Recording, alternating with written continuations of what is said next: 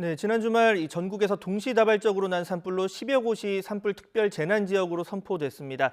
하지만 빠른 복구나 지원은 쉽지 않고 이 달라진 기후 또 안이한 인식이 여전히 곳곳에서 대형 산불의 위험을 키우고 있는 상황인데요. 이영주 서울시립대 소방방재학과 교수와 함께 관련 내용 짚어보겠습니다. 네, 교수님 어서 오세요. 예, 안녕하십니까. 예. 자, 뭐 매년 사실 봄 이렇게 건조하고 바람 많이 불고 하면 걱정되는 게 산불 소식인데 올해는 좀 유독 많다는 생각이 듭니다. 이게 집중돼서 그런 건지 뭐 좀 소식이 자주 들려오고 있는데 일단 뭐 인명 피해는 없었지만 그래도 피해 규모 상당히 크지 않았습니까? 예, 맞습니다. 이제 지난 주말과 그리고 지난 주 초까지를 포함해서 상당히 많은 산불들이 굉장히 많이 집중이 됐었거든요. 그 당시에 뭐 하루에 이를테면 4월 2일 같은 경우는 하루에 34건. 이건 이제 우리나라 산불난 역대 거의 하루 동안에 발생한 것 중에는 세 번째로 많이 발생한 이런 이제 기록도 있고요. 또 이제 한 3, 4일 정도의 기간 동안에 53건이 발생하는 굉장히 기록적인 어떤 집중을 이제 보였는데요. 이러한 과정에서 사실 다행히 말씀하신 대로 인명 피해는 없었습니다만 재산 피해라든지 이런 또 이제 민가 또 사람들이 거주하는 지역의 어떤 시설 피해 같은 것들이 동반되면서 굉장히 많은 분들이 좀 이제 우려도 하시고 하셨습니다. 피해 면적으로 본다면 약 한 전체 면적들이 한 3,000헥타르 정도 이렇게 이제 소실이 됐었고요. 그다음에 건물이라든지 뭐 집이라든지 이런 것들이 한 95개소 약 100여 개소 정도가 소실이 되는 등 굉장히 좀 피해가 많이 발생을 했었다. 다만 이제 지난주 4월 5일 전후로 해서 봄비가 내리면서 상당 부분 어느 정도 많은 산불들이 이제 좀 소강 상태에 들어가고 대부분 이제 꺼진 상태인데요. 다만 이제 이런 것들이 다시 이제 건조한 기후들이 4월, 5월까지 계속 지속된다라는 것들을 볼 때는 이러한 상황들이 또 이제 계속 산불들이 많이 발생할 수 있는 그런 위험들은 있다 이렇게 보겠습니다. 맞습니다. 뭐 여전히 안심할 수 없는 상황이긴 한데 특히 좀 눈에 띄는 부분이 뭐 예를 들어서 11시에 산불 1단계였는데 12시 40분 2단계 그리고 1시 20분엔 3단계.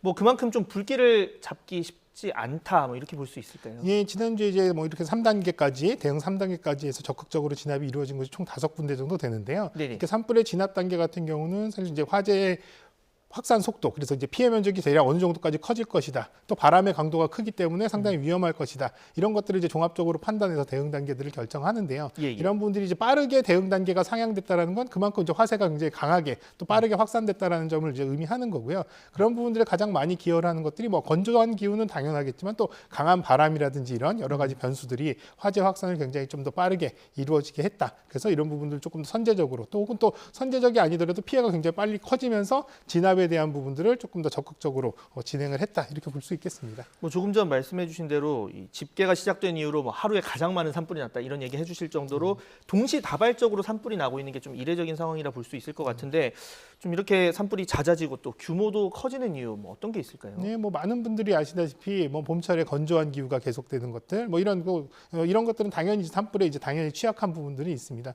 다만 이제 예전에 비해서 왜 그럼 더 이렇게 많이 발생했을까라고 한다면 사실 우리나라뿐만 아니라 전 세계적으로도 상당히 이제 기온이 상승되면서 사실 기온이 상승될 때마다 산불의 위험에 대한 부분들이 상당히 증가한다라는 부분들이 과학적으로 대부분 이제 증명이 되고 있거든요.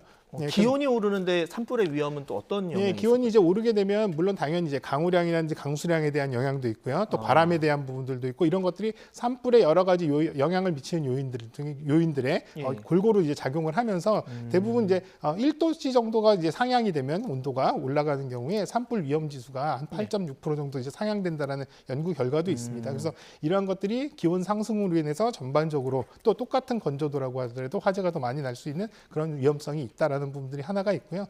또 하나는 이제 지난주에 화재가 집중됐던 4월 초 이 시기는 항상 우리나라에서 가장 산불이 많이 발생하는 시기입니다. 그 이유 중에 하나는 이렇게 환경적인 요건이 화재가 취약한데 이제 4월 초가 이제 한식을 포함해서 여러 가지 이를테면 성묘라든지 또 이를테면 벌초라든지 이렇게 야외 활동이 굉장히 많아지는 시기거든요. 또 봄철 산행도 많아지고 그래서 야외 활동이라든지 산에 가시는 분들이 많기 때문에 이러한 발화 요인, 인적인 요인에 의해서 산불이 굉장히 많이 발생한다라는 점을 볼 때는 산불이 많이 발생할 수 있는 이 화원에 관련된 이제 인적 요인도 있고 또 환경적인 요건이 잘 맞아떨어지는 시기였다 이렇게 보는 게 맞을 것 같습니다. 네, 이 지구 온난화가 뭐 강수량이나 바람에도 영향을 준다라는 말씀도 아까 해주셨고요. 자, 이렇게 좀 동시다발적으로 산불이 진행되다 보니까 아무래도 뭐 대응 인력이나 장비도 한계가 좀 있었을 것 같은데 결국 중요한 게 예방과 진화 시스템인데 그중에서 진화 시스템, 그러니까 대응 시스템으로 지금 이런 동시다발적인 산불 관리가 좀 가능합니까? 어떻습니까? 이전보다는 상당 부분 많은 장비라든지 인력들이 많이 확충되고 또 이런 전문성들도 많이 이제 확보가 된 상태인데요. 네. 그럼에도 불구하고 사실은 아무리 자원들을 많이 가지고 있다 하더라도 동시에 여러 군데에서 동시다발적으로 발생했을 때는 이 장비라든지 인력들을 집중적으로 투입하기 어려운 한계가 있습니다. 산불의 특성상 사실 초기라든지 확산 과정에서 굉장히 집중적으로 화원들을 진압을 이루어져야지만 네. 진압이 좀 더 용이하게 할 수 있다라는 점들을 봤을 때는 이렇게 여러 곳에서 동시다발적으로 돼서 이런 진압력들이 분산된다는 건 굉장히 좀 불리한 여건이거든요. 예. 또 그리고 이런 상황들을 대비해서 과다하다고 말씀드리긴 뭐하지만 이런 여러 동시다발적인 이 상황을 대비해서 충분한 이 장비라는 인력을 확보하는 것들은 상당히 좀 무리가 있거든요. 왜냐하면 이제 이런 시기가 아닌 경우에는 또 그런 것들은 그대로 그냥 가지고 있어야 되는 이런 한계가 있기 때문에 물론 이제 지금 현재 대형 헬기의 보급이라든지 또 산불 진화대라든지 이런 것도 계속 늘려나가고 있습니다만 이러한 이제 동시다발적인 화재는 오히려 그래서 장비나 인력을 어느 정도까지는 추가적으로 확보할 필요는 있지만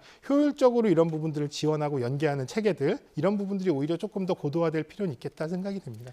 방금 헬기 이야기 하셨으니까 우리가 흔히 뭐 우리 국토 산지가 70%다 이런 얘기를 하는데 결국 산불 끄기 위해서는 위에서 물을 뿌리는 헬기가 필수적인 거고 지난주에 산불 진화에 특히 어려움 겪었던 게 헬기 부족 부분이었는데 어떻게 좀 보유의 양이 충분합니까? 아니면 좀 관리가 어려워서 잘 안 되는 건지 어떻습니까? 지금 이제 산불 진화 전용으로서 있는 산불 헬기 같은 경우는 전국에 한 48대 정도 이렇게 보유를 하고 있는데요. 뭐 이 양이 적정하냐? 부족하냐 이건 참 판단하기 좀 어렵습니다. 왜냐하면 산불이 굉장히 집중되는 시기에는 그 수요가 많기 때문에 상당히 부족해 보이기도 합니다만 또 한편으로는 산불이 많이 발생하지 않는 시기에는 또 활용이 굉장히 낮아지기 때문에 또 이런 부분들이 또 부족하다고 보기엔 또 어려운 부분들도 있거든요. 어쨌든 이런 48대 헬기뿐만 아니라 소방이라든지 또 군에서 가지고 있는 이제 지원되는 헬기 같은 경우도 가지고 전체적으로 본다면 운영할 수 있는 헬기 같은 경우는 한 90대에서 100대 정도 이렇게 지금 확보가 된 것으로 보이는데요.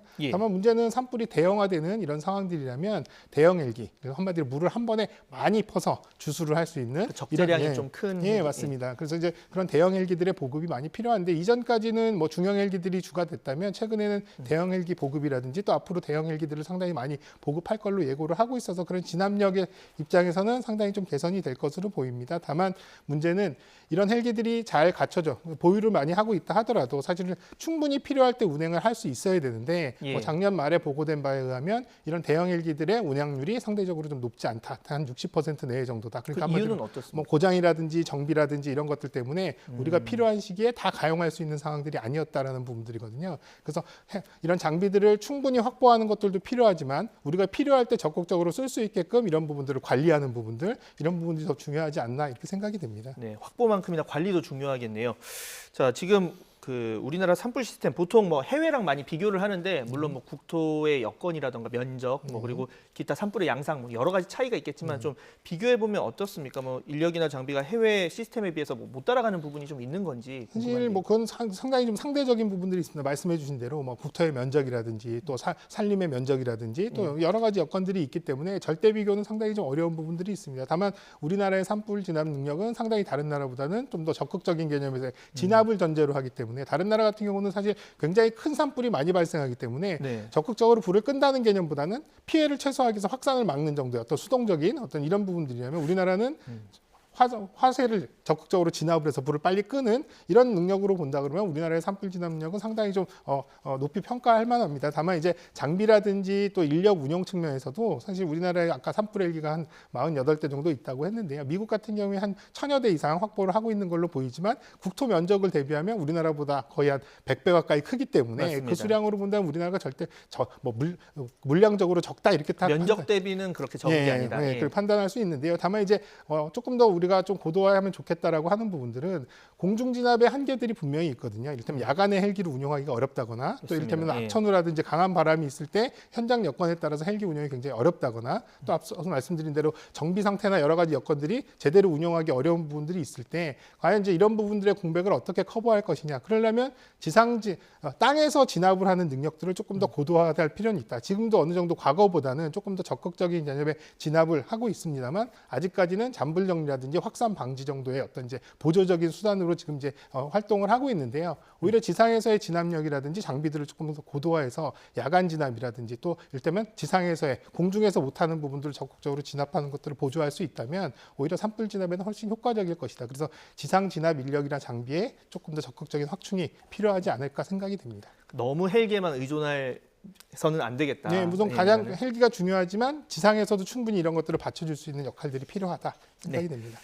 자, 뭐 지난주에 또 윤석열 대통령이 이제 그래서 전국 피해 지역 한 10여 곳 정도의 이 산불 특별 재난 지역을 선포했습니다. 이번에 선포된 지역이 좀 어떤 특징이 있고 또 어떤 지원 이루어지는지 궁금하거든요. 기본적으로는 이제 산불 피해가 큰 지역이죠. 당연히 큰 지역이고 다만 또 이제 이렇게 피해가 크면서도 실제로 주민들의 직접적인 피해, 이를테면 가옥이 소실됐다든지 생활 환경들이 많이 이제 이를테면 화재로 인해서 영향을 받았다든지 하는 지역들 중심으로 이렇게 이제 특별 지역이 선포가 됐습니다. 그래서 산불 이 지역을 재난 특별 지역으로 선포가 된다 그러면 여러 가지 이제 혜택들이 있는데요. 뭐 공공시설에 대한 부분의 복구라든지 생활안전 지원 자금이라든지 이런 것들이 이제 지급되는 부분들도 있고요.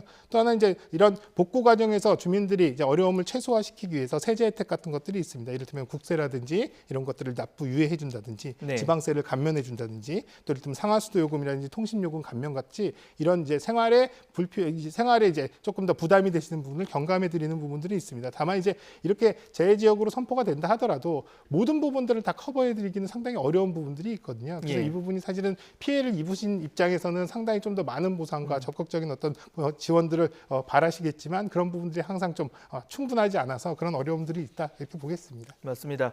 자, 말씀대로 그러니까 빨리 지원도 필요하고 충분한 지원이 필요한데 사실 그게 뭐 쉽지가 않은 다른 여건도 있다 보니까 상황입니다. 지금 그래서 이제 피해를 입은 지역들 보면 정부의 지원금만으로는 참 복구가 어렵다 이런 말들을 하고 있는데 저희가 피해 지역의 입장을 잠시 들어보도록 하겠습니다. 화면을 준비했거든요. 함께 보시죠. 우리 지역은 농촌 지역이라서 농기계라든지 농자재가 많이 소실이 됐습니다. 이러한 부분은 지원 기준도 없기 때문에 그러니까 뭐 주택뿐 아니라 뭐 농기계, 농자재 이렇게 지금 생활에 필수적인 물품들에 대한 지원은 좀 기준이 없다 뭐 이런 얘기를 지금 해주셨는데 자, 실제 피해 주민들의 생활에 좀 도움이 되고 적극적으로 이제 그 어떤 구호 활동이 이어지기 위해서는 어떤 조치들이 좀 보완돼야 하겠습니까? 일단 말씀드린 대로 뭐 주거 환경을 빨리 복구도 시켜드리고 또 대체할 수 있는 이런 이 주거지를 제공해드리는 거 이건 뭐 당연히 필요하겠죠. 근데 그 이외에도 사실은 농사를 짓는다거나 또 여러 가지 일들을 하시는데 필요로 하는 기초적인 어떤 제반 여건들을 이런 재난이 발생하기 이전과 동일한 수준으로 맞춰드려야 되는데 그렇게 갖추긴 상당히 좀 어려운 부분들이 있습니다. 왜냐하면 피해에 대한 부분들을 과연 어떻게 이제 정확하게 파악을 할 거냐, 또 그런 것들에 대한 입증, 또 그런 것들에 대한 또 이 보상 이런 것들이 다 이루어지려면 상당히 또 이견도 많고 확인하는 과정들이 상당히 좀 절차들도 어려운 한계가 있습니다. 그래서 이런 부분들은 공적인 영역에서 해야 되는 부분들도 있지만 또 지역적으로나 혹은 개인적으로 여러 가지 보험이라든지 공제 등을 통해서 또 예방을 하시고 대비를 하시는 것들도 어느 정도 필요하지 않나. 그리고 또 한편으로는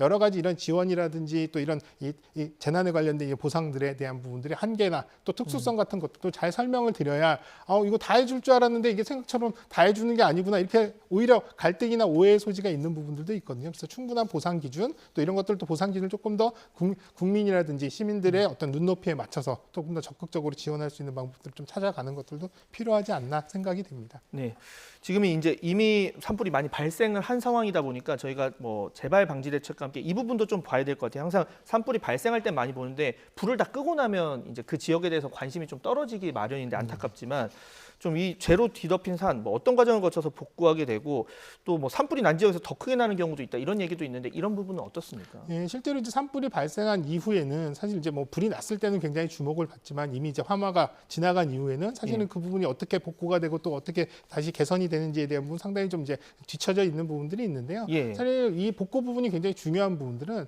봄철에 산불이 난 다음에 산림이 상당히 많이 훼손된 상태에서 여름철에 집중호우라든지 강한 비가 내렸을 경우에 또 산사태라든지 이런 또 다른 재난으로 이어질 수 있기 때문에요. 우선 산불이 난 지역이 굉장히 넓습니다만 그 중에서도 이를테면 이제 토사가 흘러내린다거나 또 이를테면 이런 비가 많이 내려서 산사태 우려가 있는 지역은 임시적으로라도 이런 부분들에 대한 이 안전 조치를 해야 되는 필요성이 있고요.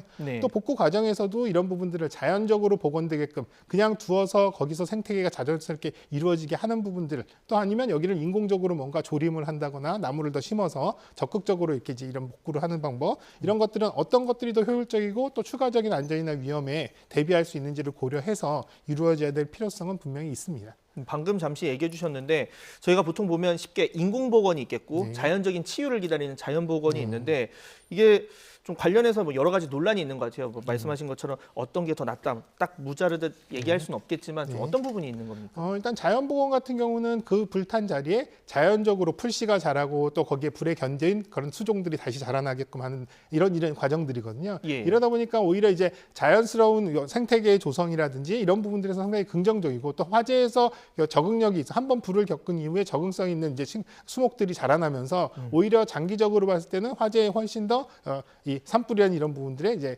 대응할 수 있는 적응성이 있다라고 보는 거죠. 다만 이제 자연적으로 내버려둬서 상당히 오랜 기간 또 이제 이런 부분들이 회복돼야 되는 부분들이 이제 한계들도 분명히 있습니다.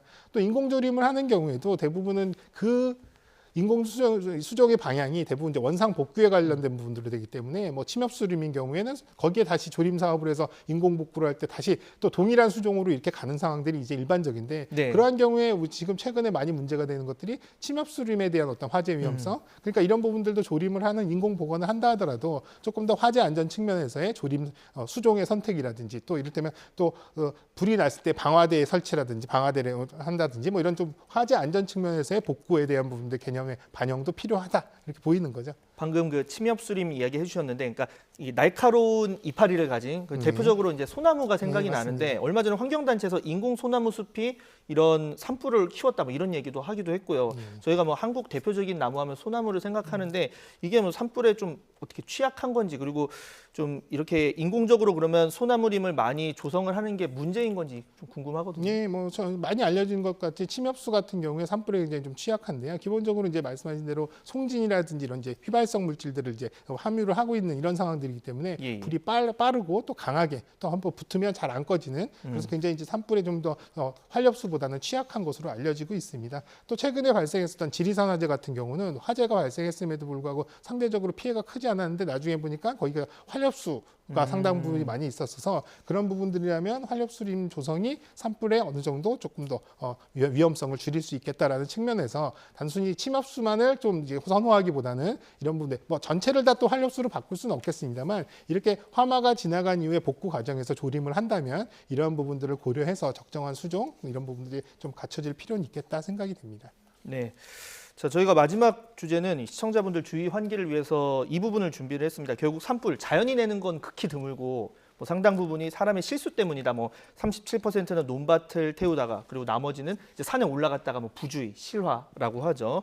자, 이런 부분에 대해서 저희가 산불 위험을 이렇게 뭐 방송을 통해서도 알리고 계속 건조하고 바람 많이 분다 이렇게 해서 주의를 요하고 있는데도 계속 이어지는 이유 그리고 예방책이나 좀 더 필요한 조치는 뭐가 있을까요? 예, 맞습니다. 뭐 산불은 예방이 가장 중요하기 때문에 이미 불이 난 다음에 아무리 빨리 끈다 하더라도 피해라든지 산림 훼손은 막을 수가 없습니다. 그래서 예방 조치가 굉장히 중요한데요. 네. 다만 이제 산불의 대부분의 원인 중에 이를테면 부주의라든지 실화가 상당 부분 큰 비중을 차지하고 있기 때문에 사람이 조심한다면 자연적으로 발생하는 건 어쩔 수 없지만 사람에 의해서 발생하는 부분은 상당히 피해를 줄일 수 있다. 이런 관점에서는 우리 국민들 스스로가 조금 더 예방이라든지 안전에 조금 더 적극적이어야 될 필요가 있겠고요.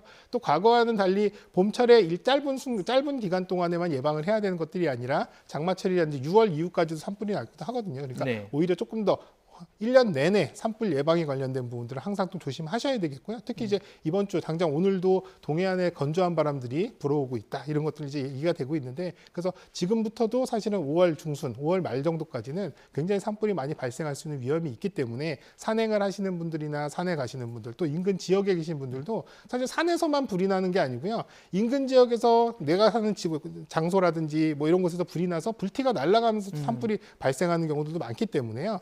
생활 속에서의 화재를 줄이기 위한 노력들 이런 것들이 산불 예방에도 적극적으로 도움이 된다라는 부분들 좀 명심하셨으면 좋겠습니다. 네, 나는 산에 안 가더라도 뭐 산 주변 지역이라든가 네, 이런 부분도 있을 수 있으니까요.